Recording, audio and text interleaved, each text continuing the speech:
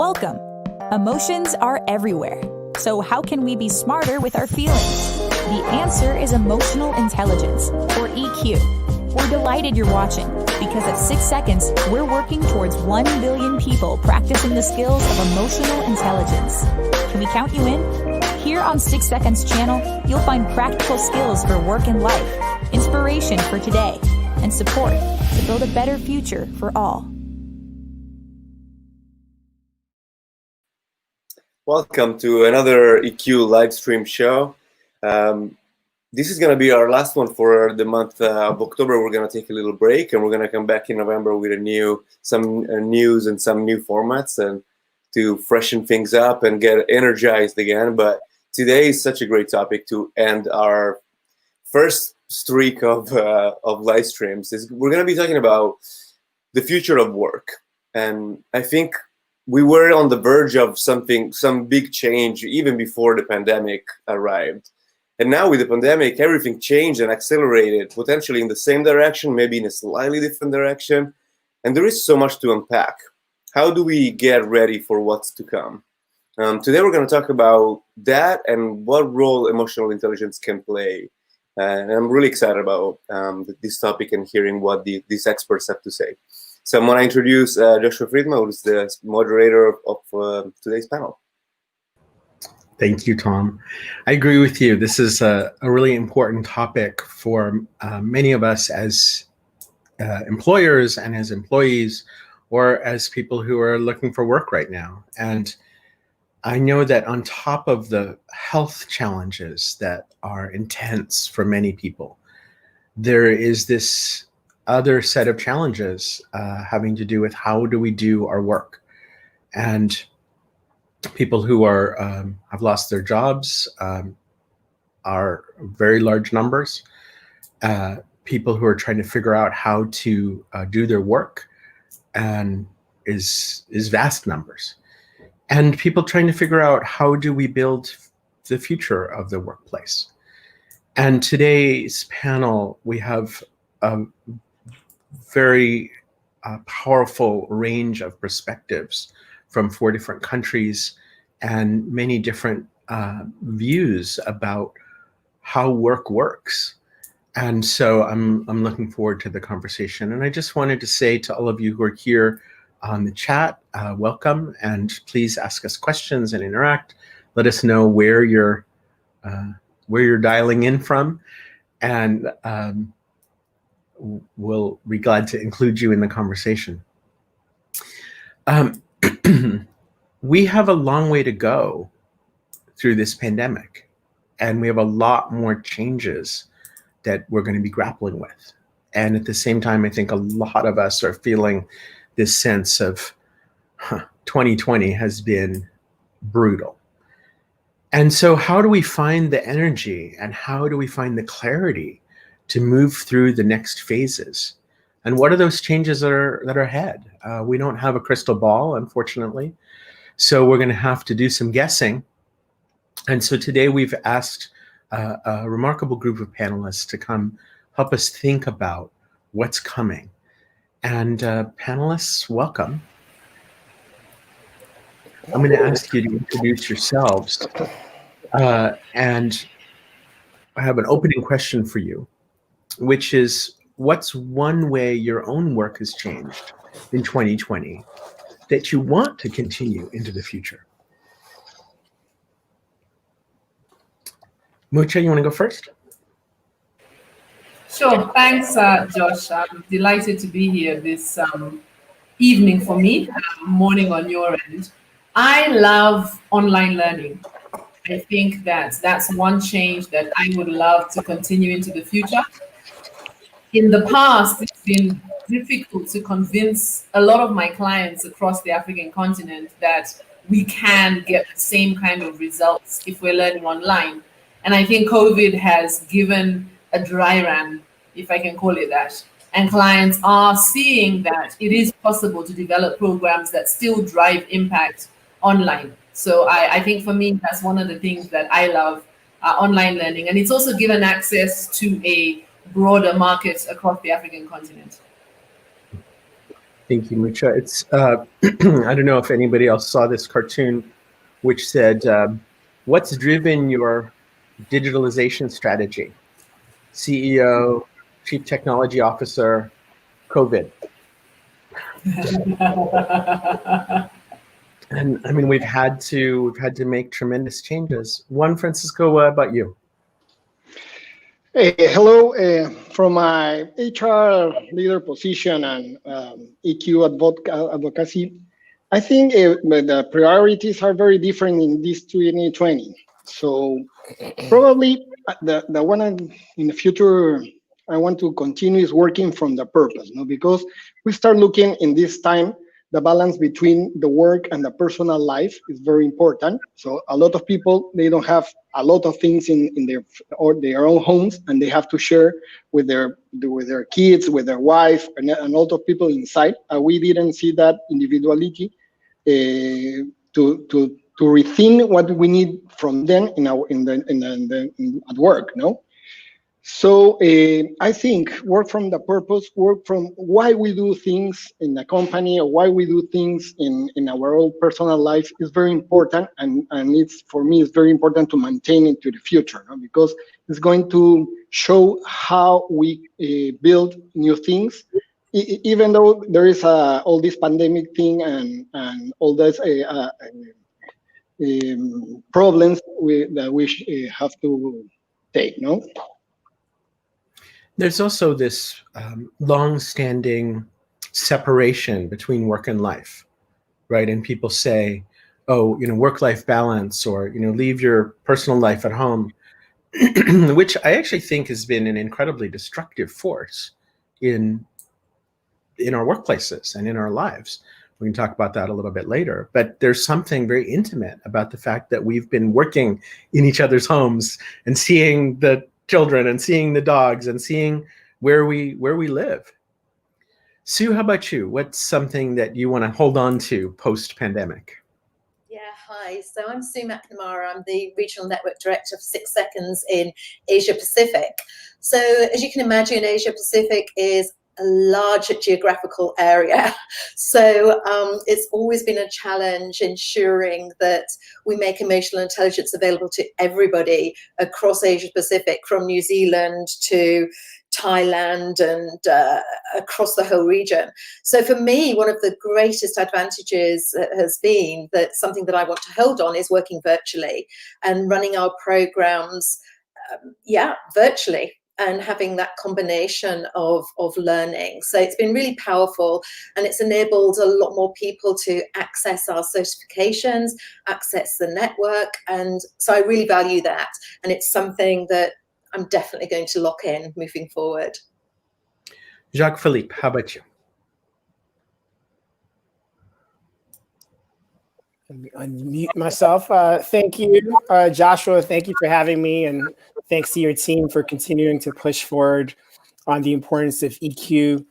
It's always great to join you. And for me, I just think EQ.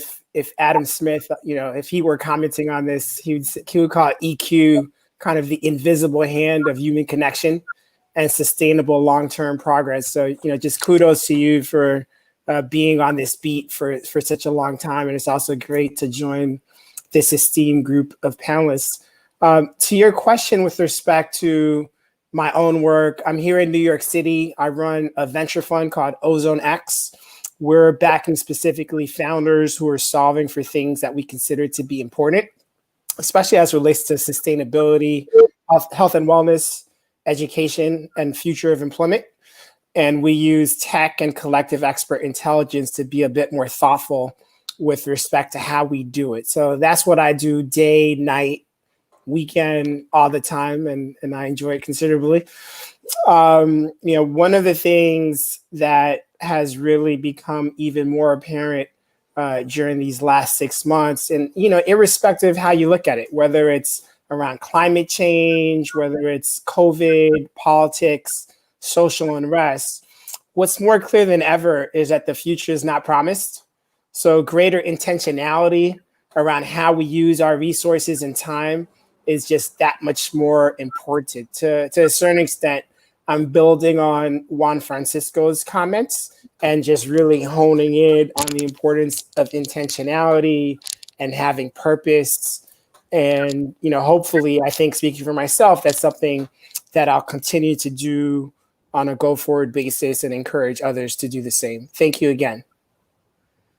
I don't know if any of you have experienced this, but there have been some days where I've just felt like I just want to get this over. Can we just fast forward?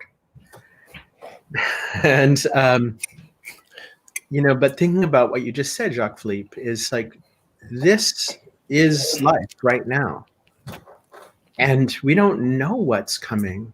And so can we actually engage in the present purposefully and fully with whatever it is? And I think that's one of the big EQ challenges of this kind of deep uncertainty. Well, you've all been working for years on this question of the future of work. You've all been thinking about this and building businesses around this, building courses around this, and equipping people in one way or another to build companies and to build themselves for what's coming in the future. And I'm wondering if in this pandemic time, you've actually gotten some new insights about what that future might look like. Has something become more clear to you about the future of work than you already knew a year ago? Sue, how about you? Yeah, I think for me, obviously, working in emotional intelligence the last 15 years, I've known that it's been incredibly important. But I think this year, beyond any year, has really shown me both personally and professionally just how important it is. Somebody asked me the other day, actually, about how the year's gone. And, oh, yeah, great, my optimistic thinking. And then when I look back, I thought, if I hadn't been equipped with emotional intelligence, then I don't know what would have happened this year, actually. There's been so much. So for me, it's just really given me that renewed passion, that renewed insight into just how important it actually is. And yeah, and that connection, like you said, Jacques-Philippe, that human connection and the ability to still do that from thousands of miles away with people, to create that is very powerful. Juan Francisco, I feel like it's been such a long time since we were together in Lima. And I know that you have thousands of employees who are in some ways looking to you for support. And I can just imagine that the pressure that you and your team must feel in the current context and the business complexity and the just the depth of challenge in your whole region. And I'm wondering, in that pressure cooker, has something become more clear for you? Yes, this time is, I think, one thing you have to focus in all this time is being able to see things in different ways, because everything is like a big wave that comes, and in a minute you don't have no employees in the office. You have to change everything very quickly to continue the operation. There's a word that comes to my mind is the best way to predict the future is to create it, because it's one moment that everything is backwards and you have to go forward. And in that time, I start thinking how you reskilling and upskilling people, because there's a lot of people that never use Zoom or technology to get connect, and they start very challenged to resolve technical problems against adaptive problems. There's two different ways to affront all this problem. And one of the things is very, very challenging, how you mobilize people from the don't have their near, at the distance. Mobilize people is very hard because you don't see them. You talk sometimes with them. They have internet problems, they can connect quickly, and you need everyone go in one way, no? And the fear they feel, it's important to how you manage that, no?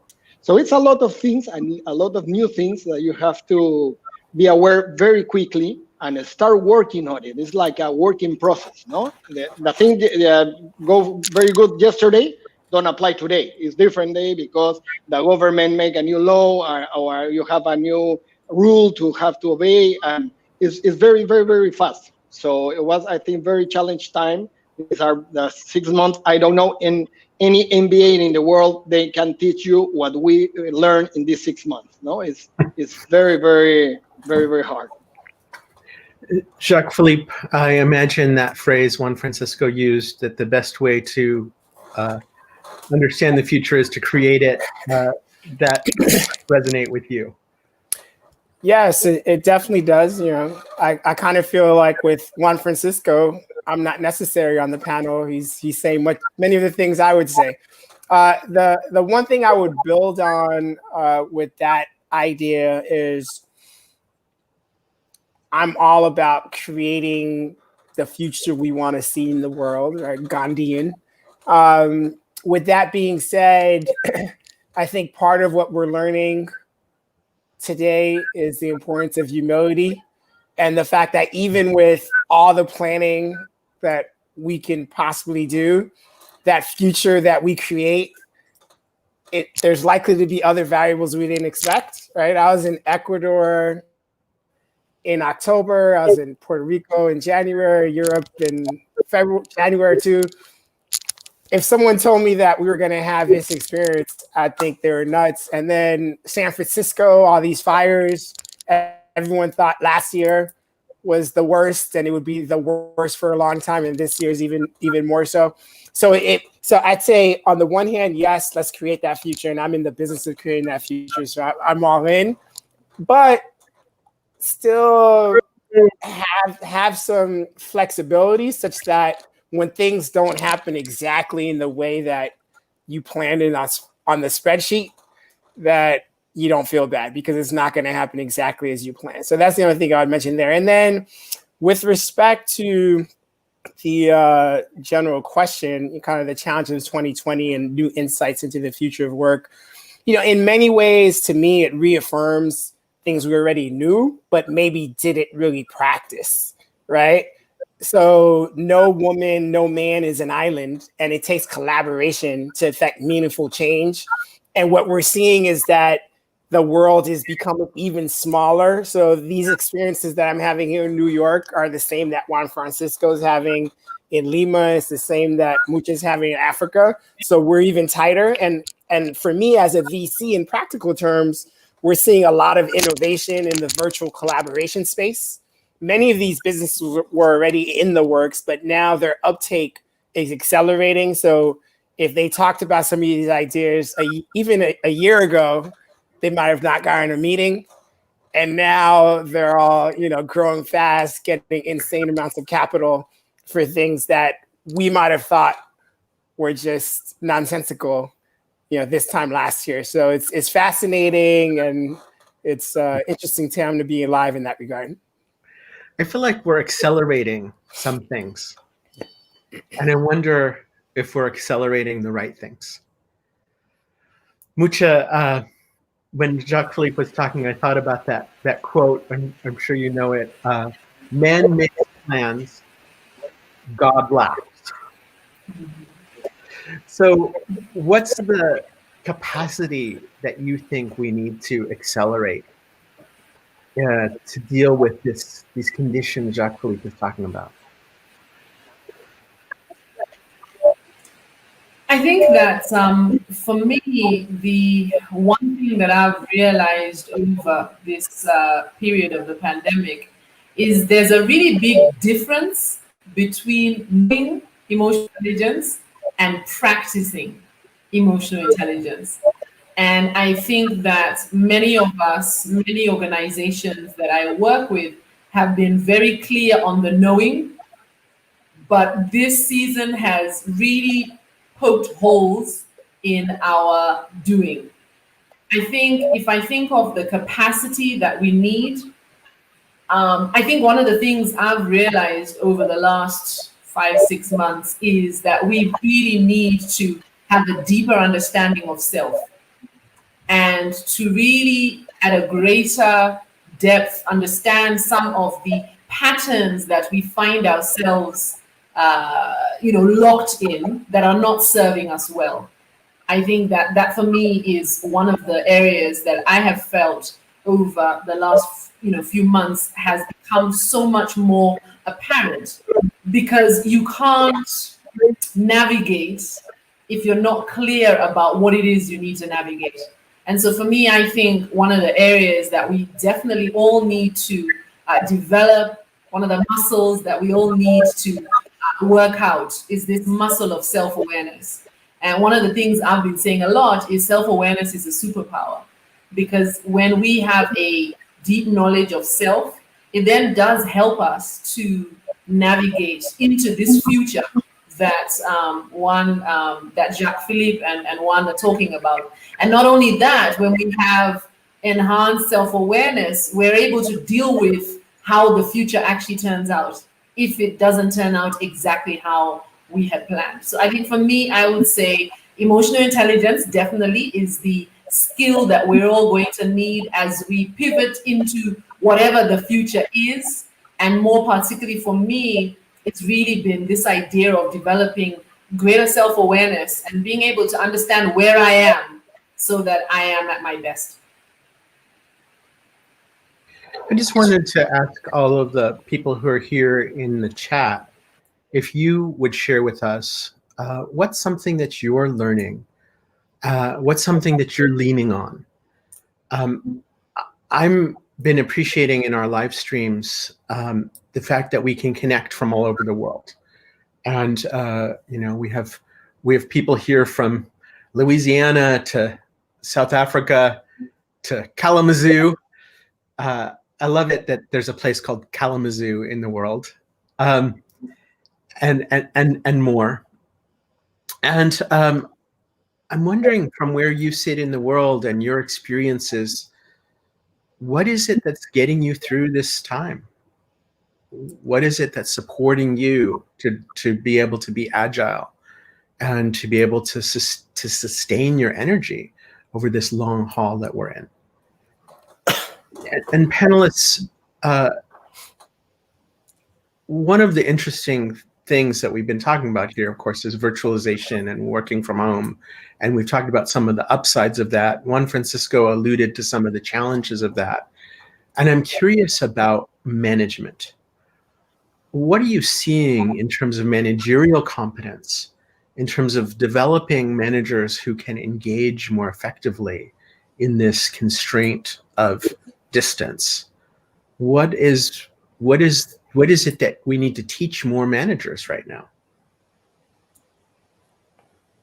Who wants to go first? I can jump in with some initial thoughts, Josh. I think what I've seen as I've worked with clients and had conversations with clients about supporting their leadership is that in very many organizations, we promote individuals on the basis of their technical capability. So the challenge we're finding is that as people are in those leadership roles, they don't necessarily have the skill to actually lead the teams. So they're fantastic in terms of the technical know-how, but the challenge is the people piece. And a lot of the conversations that I've been having with clients is how we can support individuals on the people side. I think for me, I would say that organizations need to invest in developing their leaders and understanding that some of those skills that are necessary for leadership today aren't skills that are individuals always just have naturally. And I think that organizations have to, really invest in those the leadership skills that really support their leaders on the people side. I think that's one of the things that has come through very clearly for me, and especially here on the African continent. Our focus is so much on the technical. And I mean, if I consider emotional intelligence, just a year ago, it's interesting what Jacques-Philippe was talking about in terms of investing in organizations. One of the things that's very clear is the conversations I had last year this time about emotional intelligence are so different to the conversations I'm having now. Then there was so much more work to convince why EQ was important. And yet now, that conversation is so different, right? So it's amazing how in 12 months, things have shifted. Jacques-Philippe, I know you in your work talk with a lot of senior management teams, and you have your kind of fingers on a lot of different companies and visibility into many different experiences of what companies are going through right now, whether those are companies you're invested in or companies that are pitching to you. So from that kind of broad perspective of many different leadership teams, what are you seeing as kind of, oops, this is falling apart, this one seems to be thriving? What's the secret? Sure. Well, I think managers, business people, entrepreneurs are having to make significant adjustments. And to a certain extent, they had offices many times. They might have had a few top level executives and then hired really inexperienced people because that's what they could afford. But they had the benefit of being in the room with those younger people, and they could help manage them and upskill them. And it worked for everyone involved. But then when you abruptly go from that in-person setting to the virtual setting, and you're no longer around those young people who work for you, and they don't necessarily have the skill that's really necessary to do the work that's required, that becomes a substantial challenge. And I think that's something that people are working through. And then I think there's also a shift happening with respect to the characteristics that one looks for when hiring.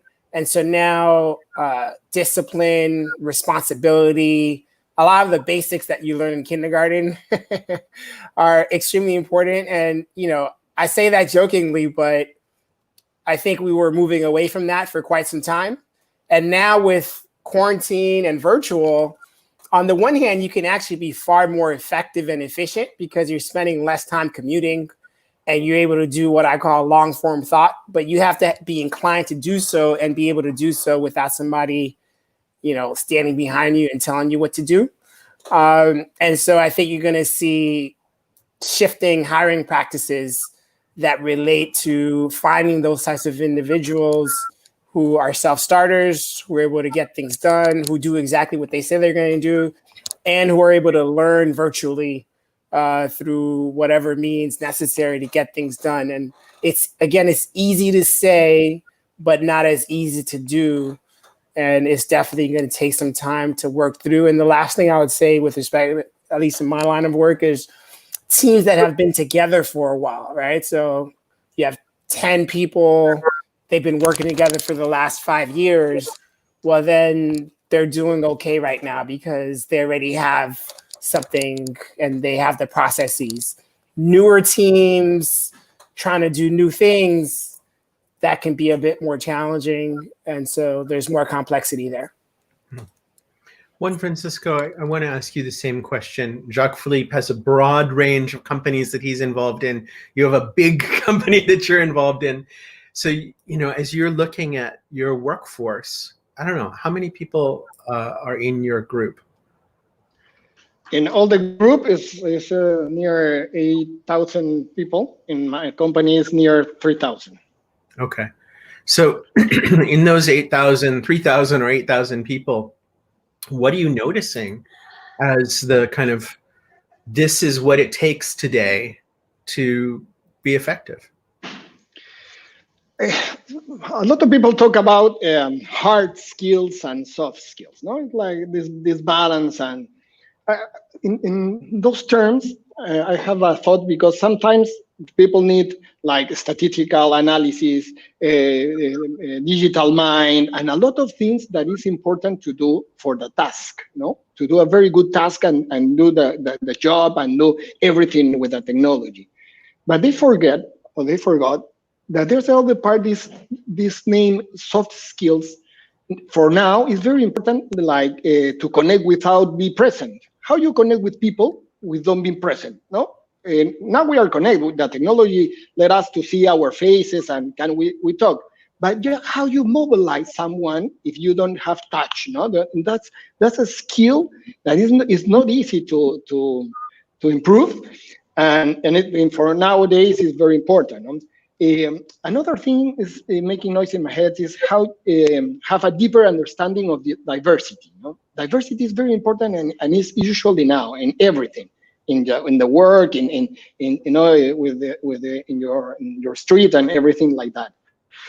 And in that time, vulnerability is another thing that in today's is very important, because a lot of people have fear now, and why you don't show what you feel, no? For teams and to make this connection, distance connection, you need to be a little vulnerable, because you're human too. Yeah, you are a leader, you are the chief, you're the owner. Everybody is human, and everybody in this scenario have fear, no? And it's not really to manage or deal with that.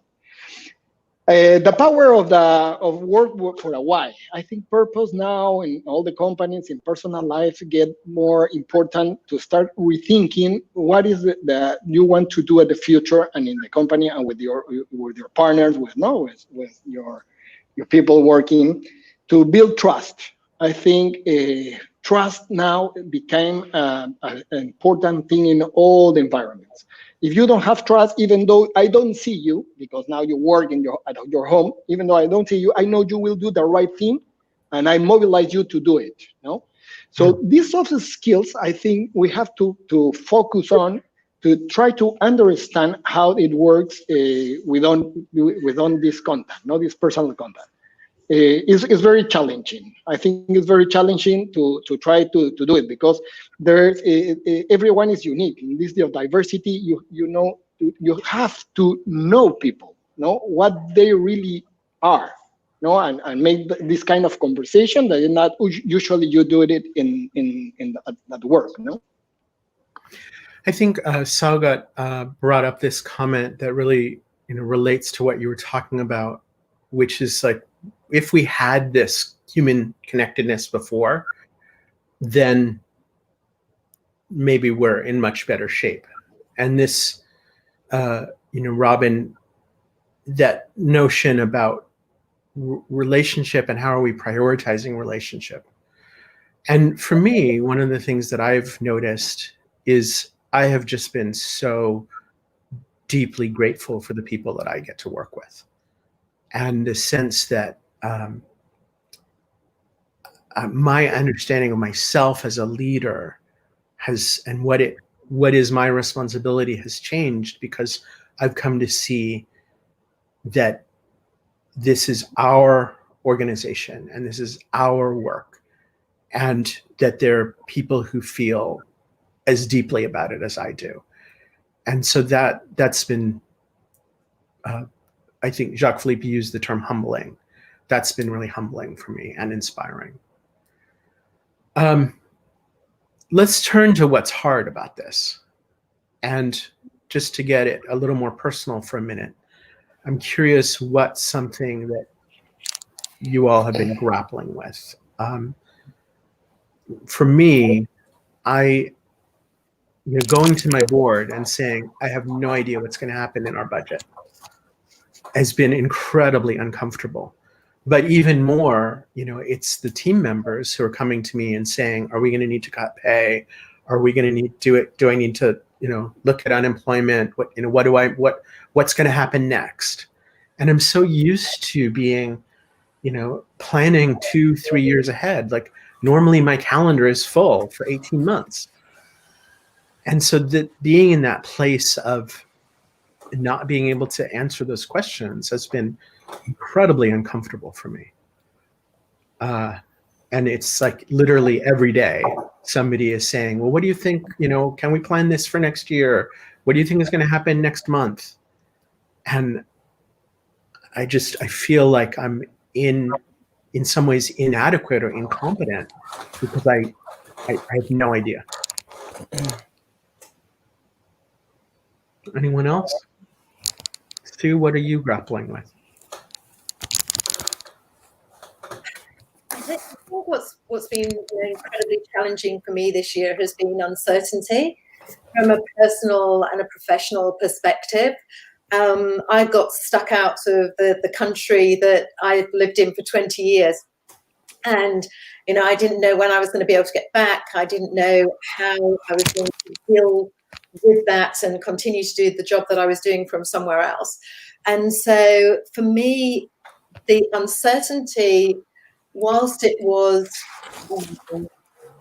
a challenge, I think it's actually been an opportunity, but we can talk about that later on. But I think because I've been uncertain, exactly the same as you, Josh, it's been really challenging for me to try and talk to team members, people in the network, to explain what's actually happening, because we really just don't know. And so that's probably, I think, personally and professionally been the biggest challenge and stressor of this year, plus the financial aspect of things.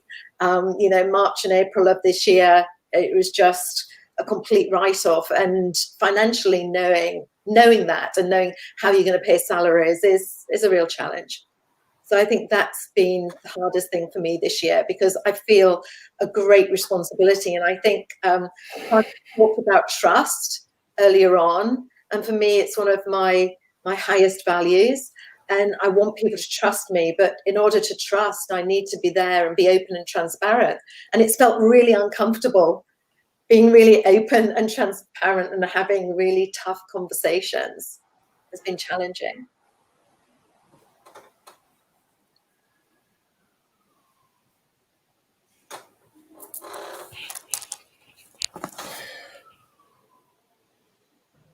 I have to unmute myself. Jacques-Philippe, how about you? Sure. What has been challenging? Well, it's been a slew of challenging circumstances for the last several months. When I think of my business, we set out to tackle something that I care deeply about, right? So we do the things I mentioned, and we specifically target underrepresented founders, so namely women and minorities. And so in the US and Europe, that represents more than 60% of the population, but it gets less than 6% of the venture capital. And all the data suggests that demographic performs as well or better than their peers, right? So for us, it's kind of economic equity and also performance, and I think it's super important. Part of what's been challenging during the last 6 months is to see the inequities in our society laid so barely, right? So many of the things that we're dealing with collectively, right? So we're all having financial issues. We're all having COVID issues. I have a large family and I've lost people, and that's tough. But those are things that everyone is experiencing. But then when you're in a place like the US and you see videos with police, holding down someone who looks like you for 9 minutes on their neck and they die, and then it repeats itself, and then another one dies and the perpetrators get off. And there seems to be such a high correlation between the action and a specific group, right? Black men in the United States and Europe, lots of places. And so I'd say that probably causes the greatest amount of pause, because it's a clear area where it's not a collective experience. And to a certain extent, you feel that your peers and friends don't care, because if they did, then they would feel it the way you do, and it probably wouldn't happen anymore. And then you combine that with the fact that there's limited time. So what am I doing? I'm on economic equity, and I'm not going to shift gears because what I'm doing is actually super important and it needs to be done. But I read the news, I see the things that are happening, and the fact that I see it, but I know I can't solve it, nor do I have the bandwidth to do so. That's definitely one of the biggest challenges of the last 6 months from my perspective. And I saw at the beginning of the pandemic, a lot of people were saying, oh, we're all in the same boat. And the counter to that was, well, we might be in the same storm, but we're not in the same boat. And that same population that you are championing from an economic perspective, of course, is the most affected by the pandemic as well. So that these kind of dual forces, I think you said it's like the inequity laid bare. And on the one hand, it's just so painful and kind of breathtakingly painful. And on the other side, that pain is galvanizing. Correct. Yeah. And Mucha, to the same point, where you live and work, the effects of the pandemic are in some ways dramatically more intense than many other places in the world. And I'm wondering what's been hard for you?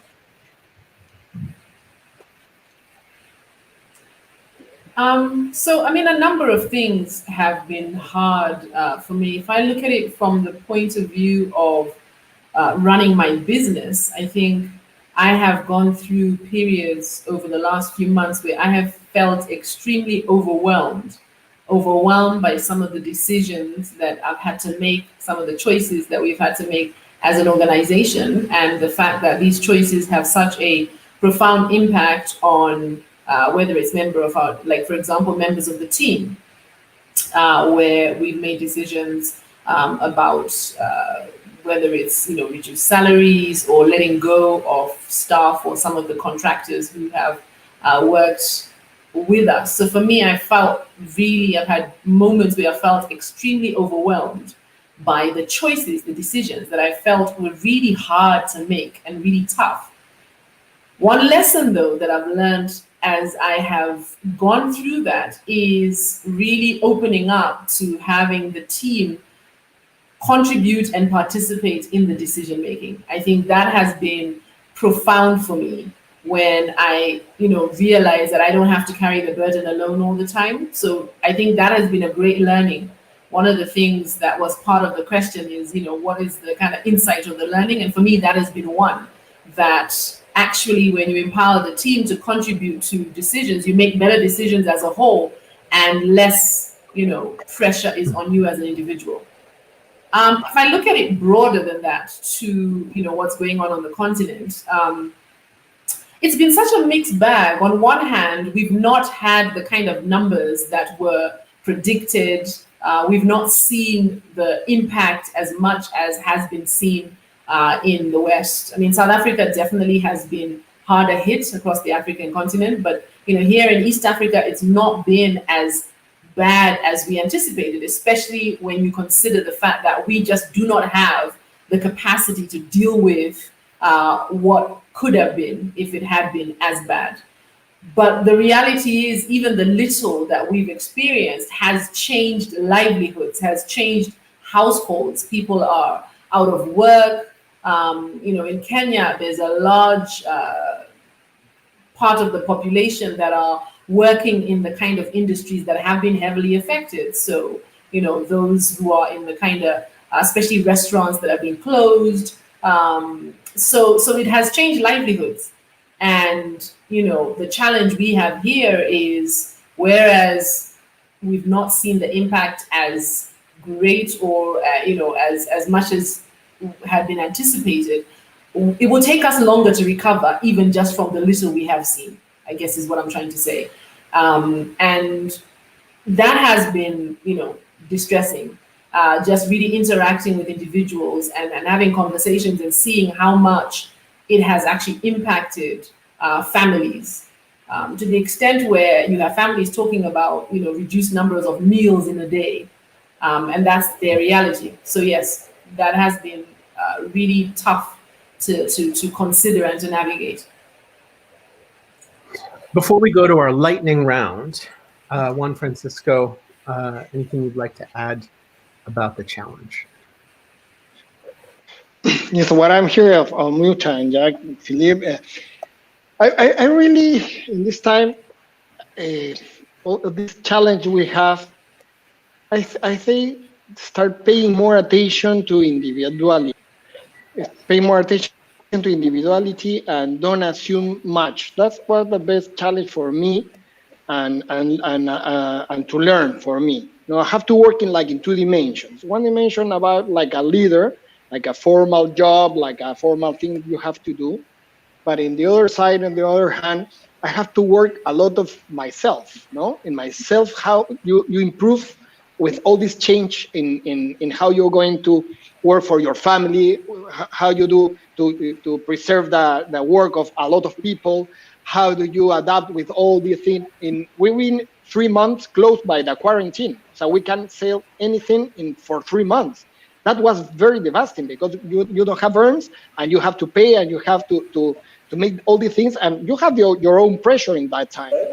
So the challenge you start looking is that everybody is different. Also also you have to improve and to switch yourself and start looking for a different way and try to find the answers that they are not written yet. That's for me is like the principle of the empathy. You said we are all in the same storm but not in the same boat. That's just what we're talking about. Because it's very easy to say I'm a empathic person, but when you start looking all this reality that are very different for you, you have a home, you have probably food, you have you have free computers so your kids can go to school and you can work. There are people that have only one room, they don't have computer, they have to deal with a lot of problems. So what we're talking about empathy, That I think is the best challenge for me, to try to understand this and don't assume much and try to know the other people like the other, not like a legitimate other, not the other looking by your thinking of other. Now they have a lot of things different, so we have to be more aware for them, be more empathic in that way. Jacques-Philippe, you want to comment on Dwayne Ross's comment here? I'm curious about. Had a conversation about the seemingly silent way some of my peers have said people should move on versus figure out about it. He brings up a good point, and it's a reoccurring topic, and it's even true for what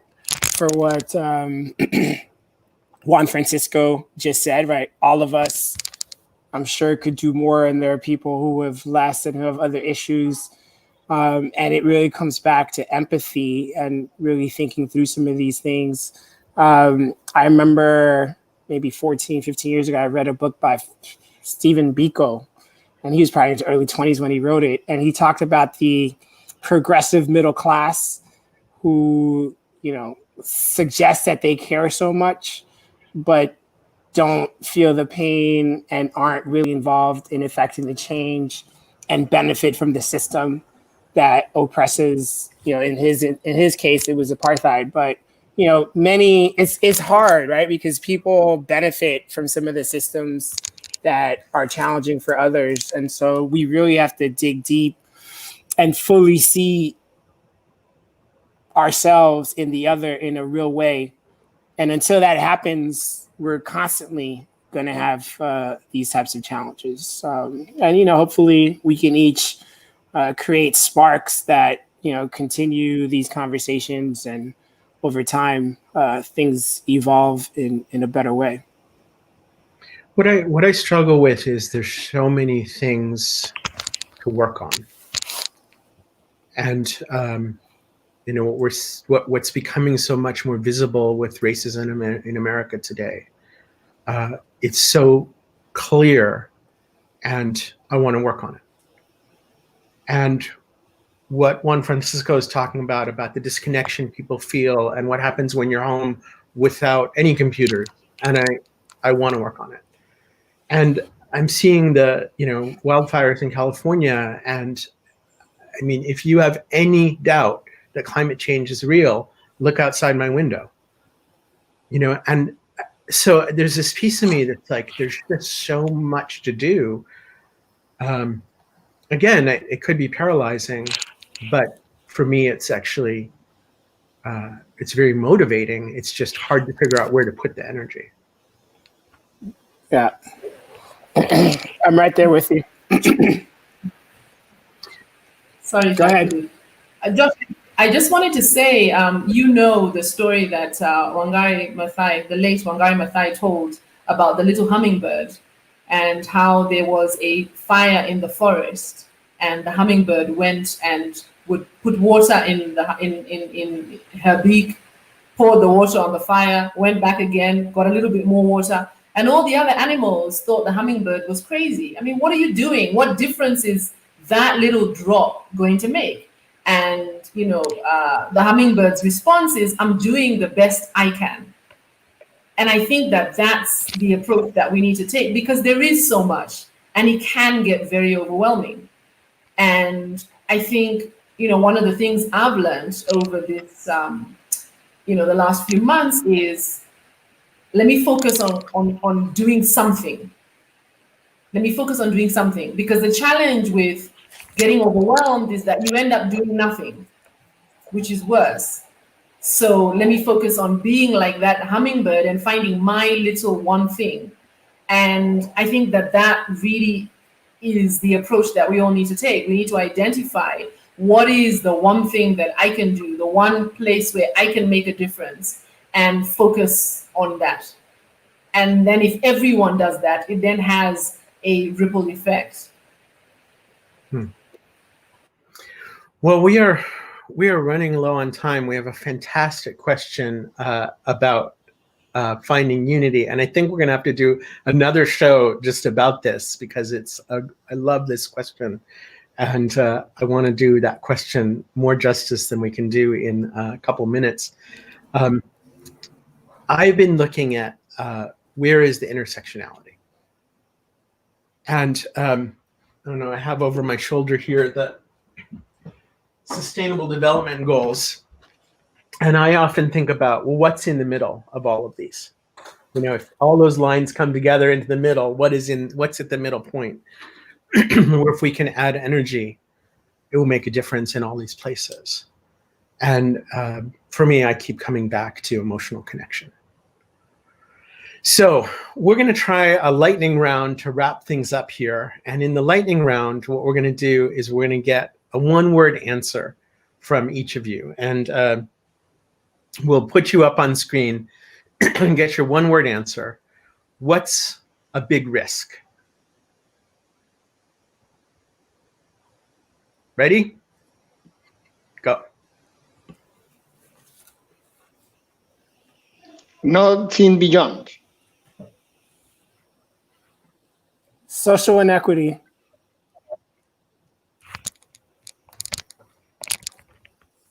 I think you're muted. You're muted. Lightning round challenge. Well-being. Okay, second question. A big opportunity.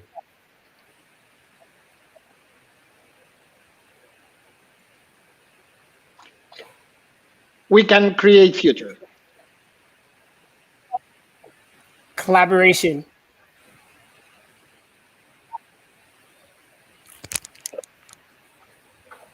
Choice. Increased connection. And one thing you're going to look back and remember 5 years from now.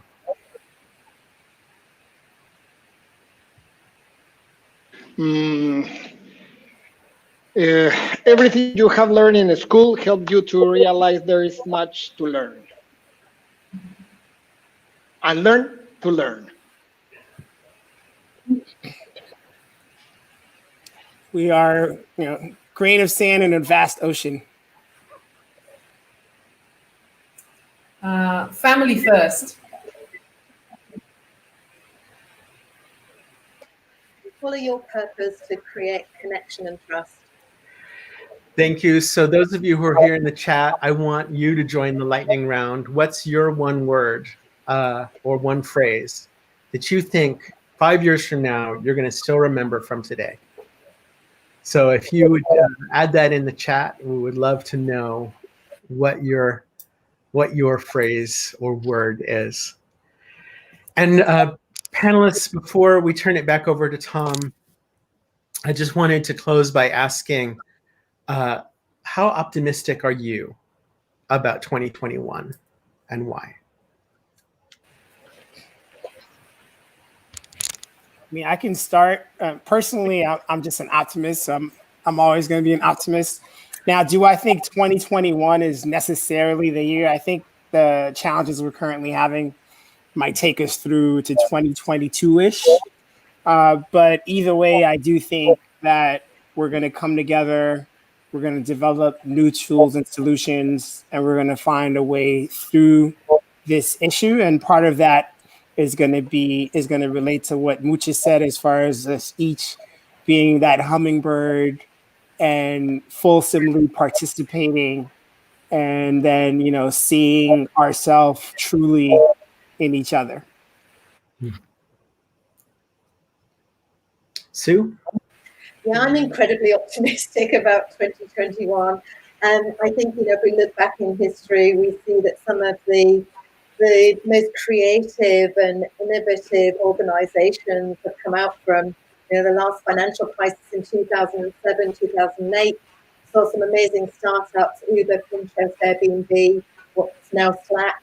You know, these organizations all grew from a crisis. And I think if we look at things differently and we see it as a moment in time and what choice do we have and what purpose do we want to follow, then we'll be good. Mucha? Yeah, like Sue and Jacques-Philippe, very optimistic about the future, about 2021. Why? I think, as Sue said, I think that we will see the birth of a lot of innovation. And I think also we will see a returning of some sort.